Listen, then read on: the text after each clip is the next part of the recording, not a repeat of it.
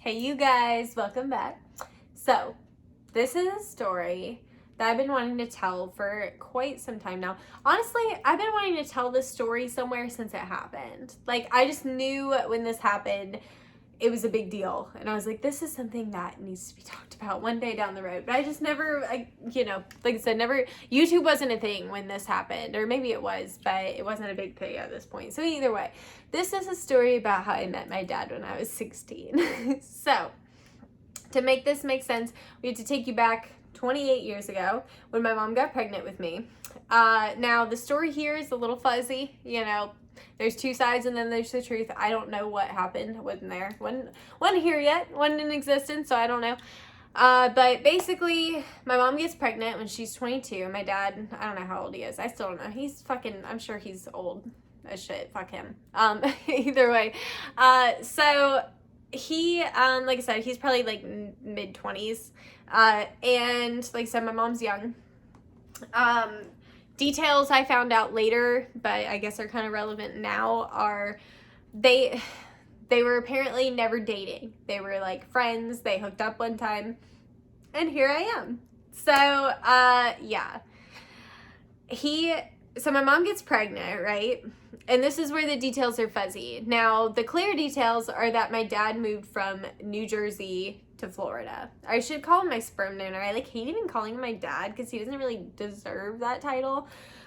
He just, he's a sperm donor, literally. So anyway, he moves down to Florida, and my mom, this is where I think she went wrong. She had like one of his friends, like some mutual friend they both know, tell him about it, tell him that she was pregnant or whatever. So that's why it's fuzzy on if he knew before he moved that she was pregnant, because she told a friend instead of going to him directly, which is what she should have done. Now, after I was born, I guess my dad did hear about me coming into existence. Him and his mother both called my grandma, told her that my mom was a whore and that I could be anybody's kid. They both made sure that they got that one across. So anyway, my mom decided never to really fight him for child support. She was worried that if she tried to fight him for child support, that he would try to use that as an excuse to be part of my life. She didn't want him to be part of my life. So she was like, whatever, let it be. And that's where this story should end. Frankly, that's where it should be, because he had no desire to be a part of my life. He never once claimed he wanted a kid, which is fine. That should have been it. He just should have left me the fuck alone. He wanted nothing to do with me. So, I should have no story to tell. But one day, when I was about 15, 16 years old, he got a wild hair up his ass that he wanted to come find me. He didn't know if I was a boy or a girl. He didn't know shit about me. He didn't even know, because my last name's Palmatier, which is not a common last name. It's not easy to spell. He didn't know how to spell my last name. He didn't know my mom had gotten remarried. He like I said, he didn't know if I was boy or girl. Didn't know how to spell our last name. We'd moved from New Jersey. He said he hired a private investigator to find me, which if he did do that, why? I still couldn't understand. You paid somebody money to track me down for what? So you could come and fuck up 2 years of my life and then go the fuck on? Just a little spoiler alert. I haven't talked to my dad in several, maybe at least 5 years. I haven't spoken to him. Last time I talked to him, I told him to go to hell. He was like, fine. Probably see you there. I hope not. Good God, I hope I don't have to see that man again. But either way, so like I said, story should be over, but he gets a wild hair up his ass at when I'm 16 years old that he wants to come find me. Now, he somehow found me on MySpace. Now, just to give you a little idea, if you were not somebody that grew up missing a parent, even if, and I had a great family, we lived with my grandparents up until I was 8 or 9, and my mom got married to my stepdad. I was always well taken care of, very well loved, but there was always that part of me that wanted to understand about my dad. When I was really little, I didn't really understand how things worked. I used to just tell people oh, you don't need both parents to have a baby. So my mom just had me by herself. Magic. So, but then as I got older, I started I actually, this is kind of crazy, but this just brought this memory back. I remember in sex ed learning how it worked, and it hit me like a fucking bus. 'Cause I was so I do have a dad. Like, I remember thinking that, like, so I had to have had a dad. And that's when I started getting more curious about, like, who he is, like, what is he doing now, and blah, blah, blah. And I remember there was one day, and parents, if you're in, like, a situation like this and you're wondering from a kid's perspective of what you would like to, like, what's the best solution, if you have a parent that's so shitty and, like, you don't want to expose your kid to them, but you worry because, like, the kids do ask, like, I wanted to know so bad, like, I didn't understand, like, where is he, why have I never seen him? I didn't even know his name until I was older. So anyway, like I said, I remember there was one day that it was eating me up, and me and my grandma, we used to go out together all the time, and we went to this Italian restaurant. We sat down, and she told me about my dad. She was like, his name is Michael Fiore. He's Italian. Last we heard, he's in Florida. Told me the whole story about, like, because I was older. I was like probably 16 at the time. She told me the story about how he basically wanted nothing to do with me, called my mom a whore. Like, she explained to me that the only reason he hadn't been part of my life is that he wasn't a good person. And she basically was telling me, like, I'm protecting you from him. I don't want him in your life, right? So that was all I knew about him, right? So anyway, this man hires a private investigator to find me, according to him. Now, I learned in the time of knowing my dad that he is a pathological liar and an exaggerator through and through. I never saw a private investigator. It could have been his friend. I mean, there's no telling. It could have just been a full-on lie, and he may have, like, gotten lucky and found me on Facebook. I don't know. Anyway, I think part of what it was, because he got remarried, he had a son, and they were trying to get pregnant again, and his wife miscarried, and that's when he started looking for me. It was, like, right after that. So I've always felt in my heart that maybe it was because, like, he got this, like, empty feeling because they lost the baby, so he, like, wanted to fill the void with me. Like, he's like, well, I've got another kid that we could fuck it, right? Like, I got this other kid running around, like, let's add her to the party. It'll be a great time, right? So anyway, I'm 15, 16 years old. MySpace is huge at the time. That was the big thing, right? So I'm on MySpace, and I get a message from a Michael Fiore asking me if my mom used to sell perfume. I did not know if my mom used to sell perfume, but I knew exactly who he was. So I responded, and I said, yes, she did. I think I asked her. I may have asked her. And then I responded, and I was like, I know who you are. And he was just kind of like, who? I was like, you're my dad. I was like, I know you're my dad. And then he was just kind of like, he's like, oh, like, you know, Savior, here he is. Like, oh, the Holy One, thank you for gracing us with your presence, Mike. What a fucking blessing you are. So he comes in, like I said, great dad. He's buying me everything, buying me jewelry. Like, he's, like, really trying to ham it up, like, get on my good side. And now keep in mind, as I mentioned earlier, I grew up in a good family. I was well loved. Money was not an issue in the household I came from. So that being said, I'm not somebody that can be bought over with gifts. I don't want your stuff. Like, you can't buy me over with a necklace. Like, oh, like, here's a necklace, sweetie. So just forget that I just said fuck you for the last 16 years. Like, you know, forget that you grew up your whole childhood with no dad. Like, here's a necklace. Like, fuck off. So anyway, that's what he tried to do. Is like, he's like, here's some presents. Like, we're good, right? Like, that, you know, 3 necklaces and a flat iron totally makes up for me not being there for 16 years of your life, right? So anyway, he was still down in Florida, so he started messaging me, and he started messaging my mom, and it was like this whole thing, and he like instantly was like buddy with her, and like without getting too personal, I don't think she had an issue with that. Like, I hate it, but that's just the truth. So either way, he's like all buddy. I started seeing through this facade very quickly, right? Because my grandma raised me better, frankly. She did. And she taught me to see through this fuckery. So I'm like, yeah, you're buying me stuff. And he started sending me money for child support.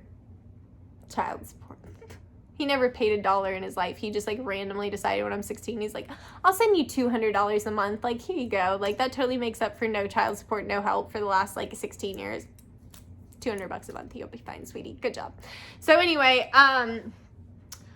I start seeing through this. Me and him start butting heads. I'm 16. I mean, he's doing stuff like he's trying to like stop me from going out with my friends, and like he's like telling my mom to like have me followed. Like, it was crazy. So me and him like just really did not get along. And I'm like, you know what? I see why grandma did not want him part of my life. Like, I'm good. I'm good. So I try to just kind of like brush him off. I'm like, whatever. I don't really want anything to do with him anymore. But like I said, mom started getting all buddy-buddy with him.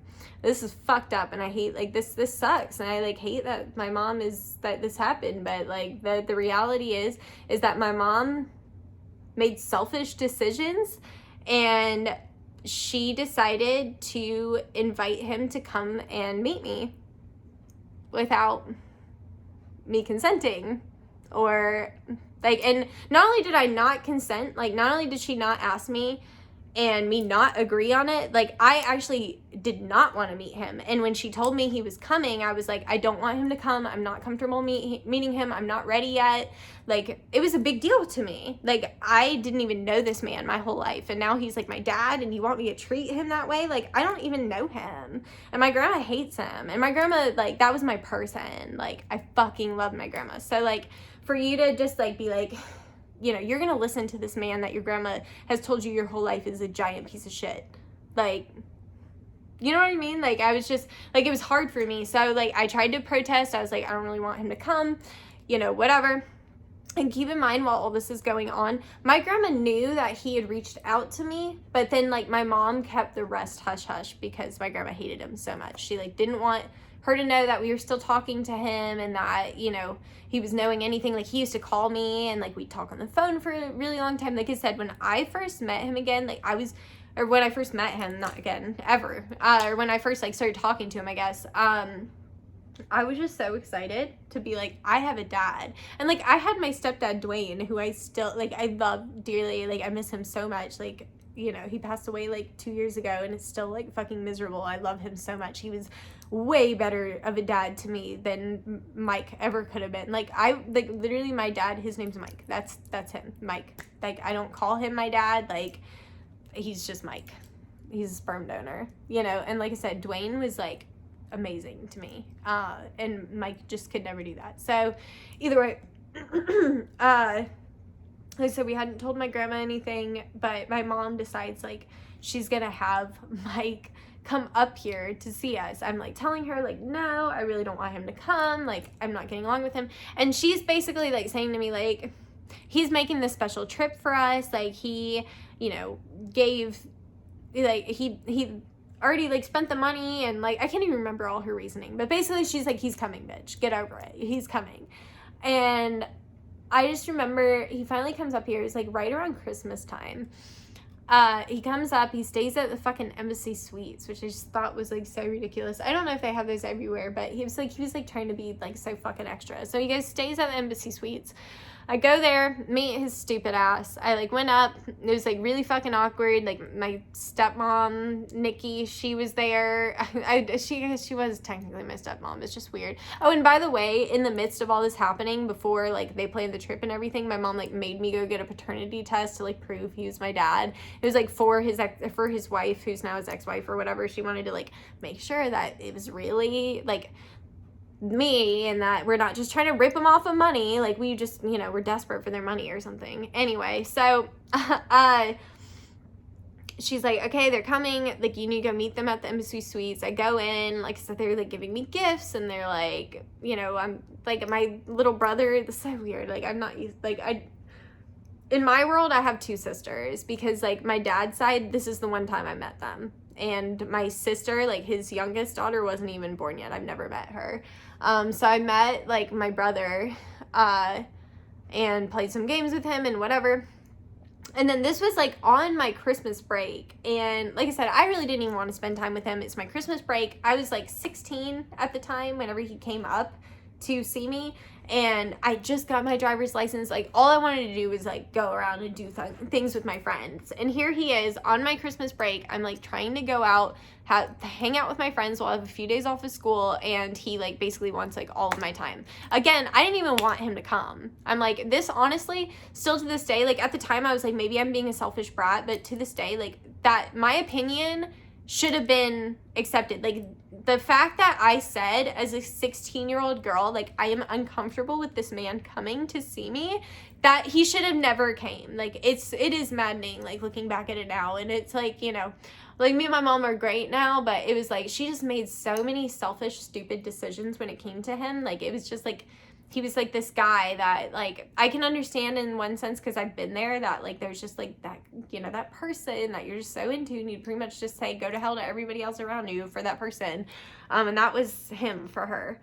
So anyway, he comes, and basically I wasn't spending enough time with him. He threw a fucking hissy fit, packed his shit up, went back to fucking Florida, wherever the fuck he came from. And my mom was pissed at me. She was pissed at me. So, basically, she was like, I don't know. It's hard to like tell a story without getting too personal, but basically me and her had a huge falling out, and I was like, that's fine. So I called my grandma, ended up moving back in with her for a while, and then eventually we, you know, me and my mom talked it out or whatever. But it was crazy, y'all. Like, after that, I tried to still talk to him for a little bit, but it was just like me and him just like didn't work. There was just so much anger there that he just like left and never tried to be part of my life. And then anytime it was addressed with him, like, he would just blame it on my grandma. He'd be like, well, your grandma, like, when we called, like, when I was a baby, he was saying that my grandma was a bitch. Like, when he called and they were saying that my mom was a whore or whatever, like, apparently my grandma was a bitch back. So it's her fault that he wasn't a part of my life. Not sure exactly how that works, but that's what he told me. So anyway, it's crazy how something like, I guess, but I want to say it's something so small and insignificant, because I literally only met him once in my life. I've only seen my dad physically in person one time in my life, and it was for like 2 days, and have not seen him since. Haven't heard from him since. He tried to message me when my grandma died, and I told him to fuck off, because my grandma hated him, and he was basically saying like, well, if you need me, like, you need somebody to talk to about your grandma dying, like, well, sir, you'd be the last one on earth, because she hated you. And she had good reason. She hated him because of the way that he treated me and my mom. So anyway, yeah, it's crazy. Like, I still, like, I kind of had to learn through, like, therapy and stuff. I've got abandonment issues because of the motherfucker. Isn't that nice? Isn't that nice? Like, this motherfucker just, like, because you get this, like, feeling, you wonder your whole life, like, why did he leave? Was there something wrong with me? Did I do something? Like, maybe I should have been more like this or that. And, like, it was never anything I did or my mom did or whatever. It was just him the whole time. But it was just something I really had to learn. It was shitty. It was really shitty. And I remember, like, because me and my mom had a huge blow-up fight. I moved in with my grandparents. And I remember there was one night that I went to sit. My grandma made me dinner. And I went down to eat. And I was sitting there eating. And my grandma was like, I just really think that you should go, like, talk to a therapist. Like, this is, like, big things that you're going through. And, you know, I think it'd be good for you to talk to somebody and get some of this out. And I was like, what are you talking about? Like, I'm fine. Like, so I just completely blew her off, and it literally took me until I was like an adult to like realize like that was a big deal for like a 16-year-old to go from like not even knowing like who my dad was to like my mom's now inviting him to my house against my will. It was like it was a lot, and it fucked me up for a long time. And you know, that, like, I don't know, I guess that's like my thing, is that, you know, my dad is a fucking asshole. And I know for a fact that I think part of my issue with like men as a whole all stems from him. Isn't it great? I don't even talk to the motherfucker. He still causes me problems.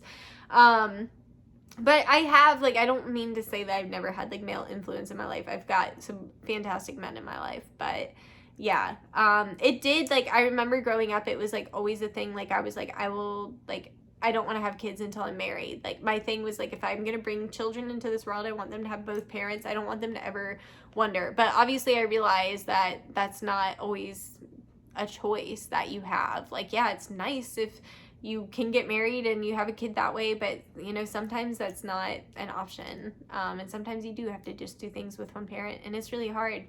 I've known people, like, now that I'm older and I have friends with kids that they're, you know, aren't together with the fathers and mothers. Like, it's hard, and there's not really, I think everybody's so different. Like, the way that I felt and handled it is going to be different than somebody else. Like, somebody else may have wanted to continue the connection with him, like, and tried to, like, win him over, but it was like, I just hated him so much. Like, I realized very quickly that he never apologized or, like, took ownership over the fact that he found out that, like, whether he knew when he moved or not that I was in existence, is the fact that, like, after I was born, he knew for a fact I was a thing, and he never tried to be a part of my life in any way, shape, or form. Never reached out, like, never tried to meet me when I was a baby, nothing. He was just basically like, she's a whore, so it's probably not my baby. That's literally how my dad acted when he found out I was in existence. And just to give you an idea of what kind of character he is, when he met me as a 16-year-old, he told me, and I quote, that he was glad he didn't know about me when I came into being, because he would have told my mom to get an abortion. Isn't that a great thing to tell your daughter that you, like, didn't even meet until she was 16? Like, well, if I did know about you, I would have killed you anyway, so it's probably good I didn't know. That's what he told me. So, if you're wondering why I'm a little fucked up sometimes, that's one of the many reasons. But this one, I was like, you know what? This is, like, not just me. Like, this is not something that I'm the only one that dealt with growing up without a parent. Fuck, I, like, know somebody, like, I don't like to tell other people's stories, but, like, I personally know somebody that pretty much grew up with nobody. No parents, like, grandparents, nothing. She had nobody. Like, I think she was in foster care, and, like I said, not my story to tell, but I know people that have dealt with worse. So I try I don't want to belittle my issues or anything, but I also, like, humble myself in a sense of, like, this is something that other people deal with too, and you just have to deal with it the way that works for you. So that's what worked for me, is just telling him to go to hell and never talking to him again. I don't miss him. I don't wonder what he's doing. I don't want to know what he's doing. Frankly, if he passed away, I don't even know if anybody would let me know. I doubt I would get any money. I don't even think he has money to give anymore, to be honest. So I think everybody's different. I have had friends that they feel the same way as I do, that they don't want a relationship. And then I think sometimes it goes the opposite way, that you just, like, want so hard to, like, make that person happy and, like, you know, maybe work harder for the relationship. So anyway, everyone's different, but I thought this video might be helpful to, like, maybe parents that are going through it, that don't really know what to do, like, with their kids that are wondering, or maybe to other kids, like, in my predicament, where you meet this person when you're going on being an adult. I mean, I was 16, you know, I think I was 15 when he messaged me, and 16 when he actually came here. I think that's when it was. And by 17, I wasn't even talking to him anymore. That's how short-lived it was. I'm proud of myself, like, really looking back, because I was 16, but I really, for a 16-year-old, I handled that so fucking well. Like, I really did. Like, I'm so proud, like, looking back, of that I was able to, like, see through the fuckery and see, like, this man is just buying me jewelry to try to, like, ignore the fact that he was not, like, you know what would mean a lot more to me than jewelry is, like, not only you just being like, oh, I wasn't around, my bad, but, like, show me that you want to be here. Show me that you give a shit about me. Because, like I said earlier, I've never figured out what that exactly was about. It was like, it had to have been something for him, because it sure as hell wasn't for me. Him coming back was never, ever for me. Never was for my benefit. And I say that because if he was coming back for my benefit, then why would he still come here after I vocalized that I was uncomfortable with him coming here? Like, if this was for me, then me meeting him would not have been forced upon me. And it is, like, super shitty. And if I had a kid, I would never force them to meet somebody like that if they weren't ready. And maybe it's good in a sense that I met him, I got him out of the way. I don't have to wonder anymore. I'm not that little kid like wondering where my dad went. Like, I know exactly where my dad went. I know he's an asshole and he should stay wherever the hell he is and leave me the fuck alone. You know, I've thought about it a few times, like what if I ever did make it big on YouTube or something and he tried to come back around, which I could see him doing. If he thought he was going to get some sort of money from me, he'd probably do it, but good luck to you. How about I'll give you money, Dad, when you pay the child support money that you owe my mom. When you pay my mom for the child support you owe her, I'll give you some money, Dad. How about that? So anyway, this is kind of a shitty story, but like it's so important to my life. Like that's the thing about life, is not every story is going to be happy and amazing. So yeah, this is kind of it's not, I wouldn't say it's a sad story. Like don't take it that way. It's not sad. It's just a story. It's just something that happened to me and it changed who I am as a person. It's just like the video that I was talking about, like with my ex, where it changed my entire perspective on relationships. It changed my feelings on being single. Like I'm being alone in my house. Like it changed everything. It changed how I take care of things, like how I handle things on my own. Like I learned a lot from that shitty situation. I learned a lot from my dad coming. So anyway, I hope this video resonated. Is that the word I'm looking for? Maybe. I hope it resonated with some people, and maybe gives somebody some sort of insight on what it's like to like not have both parents and how it affects you. I'd say as an adult it affects you a lot less than when you're a kid, but when you're a kid it sucks really bad. Like Father's Day every year, it kind of stung a little bit every year. I don't think it does anymore, but for a long time when I was a kid it was like, you know, when everybody's making cards for their dad and I have to write Grampy on mine, like, because, you know, when I was little, like, I didn't have my stepdad, it was just my grandpa, and he was, like, my dad figure.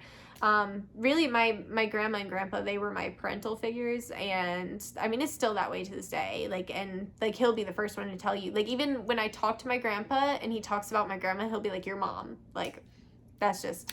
So anyway, I didn't miss out on having a dad. I'm very thankful that I had my grandpa because I could have had nobody. So it did hurt as like a kid, and understanding like it's my grandpa, it's not my dad, you know, and I didn't know where my dad was or if I even had a dad at first. And I don't know if that was good or bad, but that's the way that my life happened in the beginning there. So anyway, I hope you enjoyed the story. I don't know. I felt like it needed to be said, and I was really craving. I was like, I need to do a video today. I always get this feeling. I'm like, it's time to sit down and do a video. And randomly, this is only for you OGs and you people that really like me that are still listening to these like last few seconds. I literally did like a tarot pull, and I have these oracle cards, and I was like, I want to make a video. What should I make the video about? And it was...